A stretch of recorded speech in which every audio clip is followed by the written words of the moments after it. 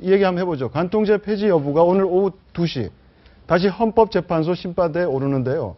지금까지 모두 4차례에 걸쳐 합헌 결정이 내려졌습니다.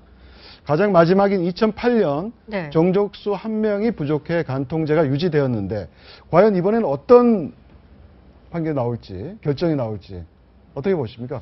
우리 패널분들. 지금 뭐 김태현 변호사 계시지만 이제 대충 지난번에 5대 4였으니까 3분의 2가 6표 아닙니까? 네. 그다음에 이제 이분들 그러니까 헌법재판관들이 국회 인사청문회 할 때 의원들이 이 부분에 질의한 게 있거든요. 그러니까 내부는 확실히 이게 이제 위헌이다라고 답변한 뭐 그런 것도 있어서 통과되지 않겠나라고 봤는데 또 한 여론조사를 보면 국민의 한 70%가 통과되는데 반대하고 있다는 조사도 있기 때문에 국민들의 70%는 반대하고 헌법재판관들 성향을 봐서는 통과될 가능성이 높다. 있는 뭐 거고. 이렇게 좀 점치는 것 같습니다. 예. 우리 6시간 남은 결과를 저보고 맞히시라고 제가 아마 결정문 다 써놨을 건데요. 제가 봤을 때는 이번엔 위헌 나올 것 같아요.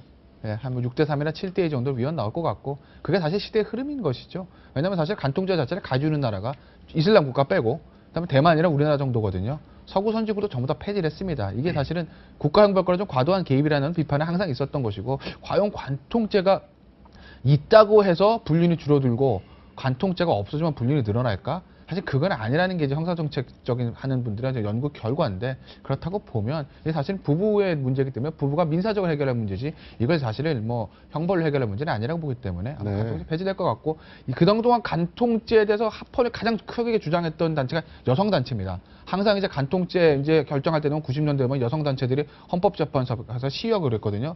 근데 정말 아이러니컬한 게요. 지금은 여성단체들은 간통죄 폐지를 오히려 주장하고 있답니다. 바뀌었죠. 네, 그만큼 이제 남녀 관계가 사실 좀 이제 평등한 관계가 된 것이고, 그리고 정말 이게 재미있는 통계인데, 간통죄 고소하는 게 남편이 부인을 고소하는 게 부인이 남편 고소하는 것보다 훨씬 많습니다. 현재는 그렇습니다. 그렇습니까?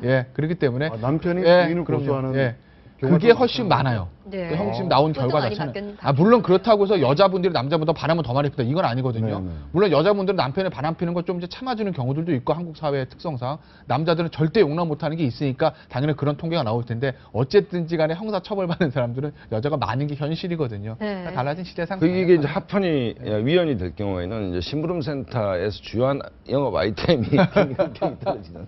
네, 맞습니다. 예, 이게 웃을 게 아니라 이번 간통죄 위헌 합헌과 같이 지금 엮여 들어가는 게 이 네. 탐정입니다. 탐정이라는 직업군에 대해서도 또 앞으로 우리 아. 사회가 어떻게 될까가 지금 같이 논의가 되고 있는 게 네, 사실이거든요. 네, 네. 연관성이 분명히 있습니다. 만에 하나 이게 서구 사회에서 간통죄가 이제 폐지가 된다면 자력으로 이제 해결을 해야 되거든요. 모든 걸 민사로 가야 되면 이제 앞으로 이제 소위 말하는 심부름센터고 좀 일본식으로 말하면 탐정인데 여기에 직업과 시장이 아마 정말 크게 열린다라는 게 대세 중에 대세고 가장 인기 있는 분들이 이제 전직 경찰관들 네. 또 보험 쪽에서 채권 추심하셨던 네.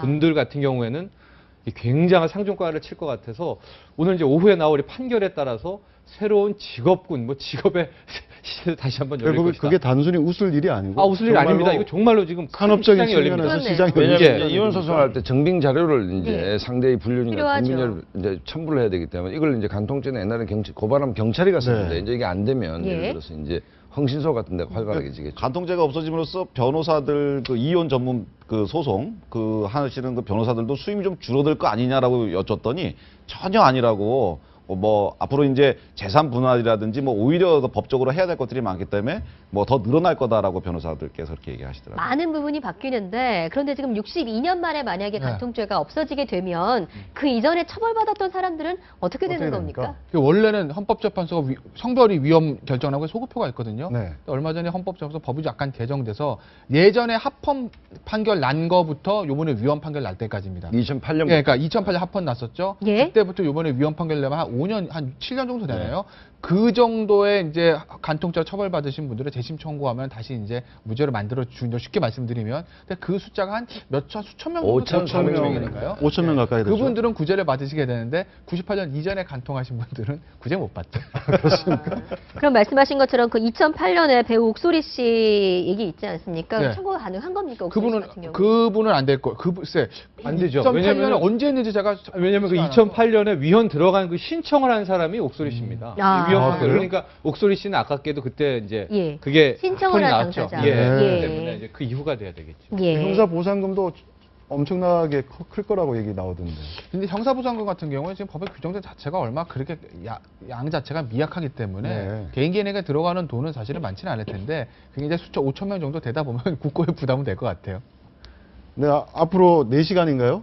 이제 4시간 뒤에 나올 이 간통죄 어떻게 굉장히 기추가 주목됩니다.